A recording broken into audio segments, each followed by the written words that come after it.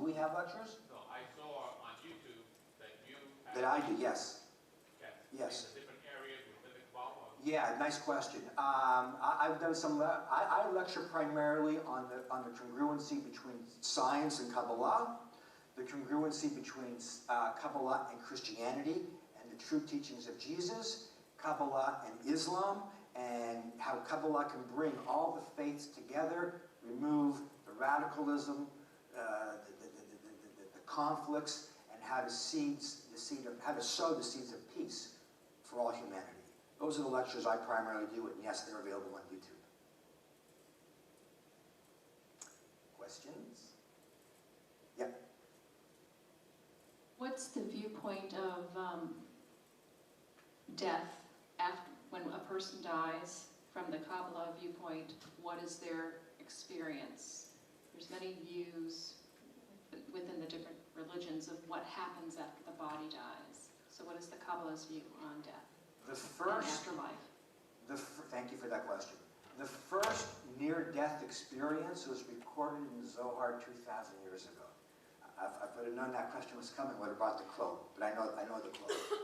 Zohar says, when a person leaves this world, the soul travels through a long tunnel.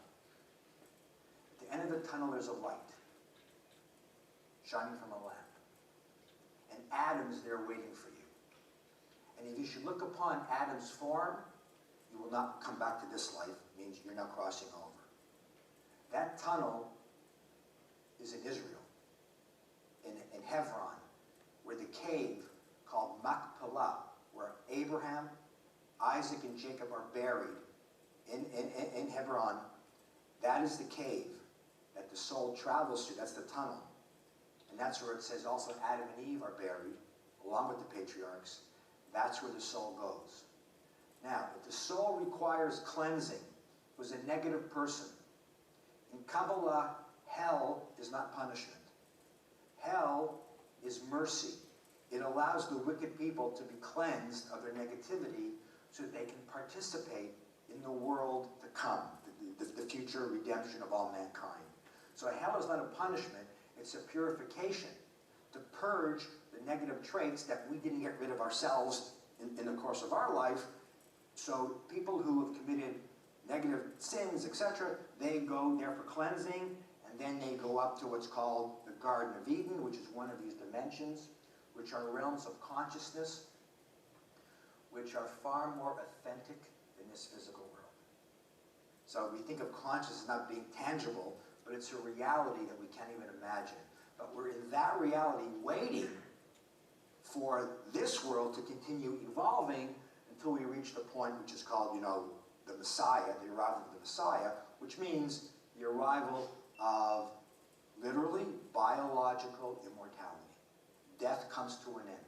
Death is swallowed up, pain and suffering is swallowed up, and resurrection of the dead takes place. Doesn't mean literally zombies crawling out of graves. It could be regeneration of limbs.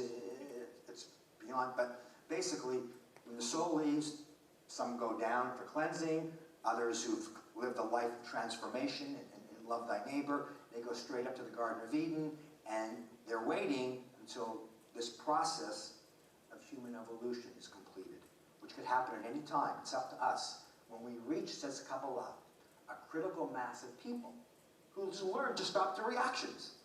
Just learn kindness. When we reach a critical mass of people who make that transformation of consciousness, who find the consciousness lying at the very foundation of reality. When we reach the tipping point, it's over. That's called Messiah. Then comes the Messiah to seal and cement, like a stamp,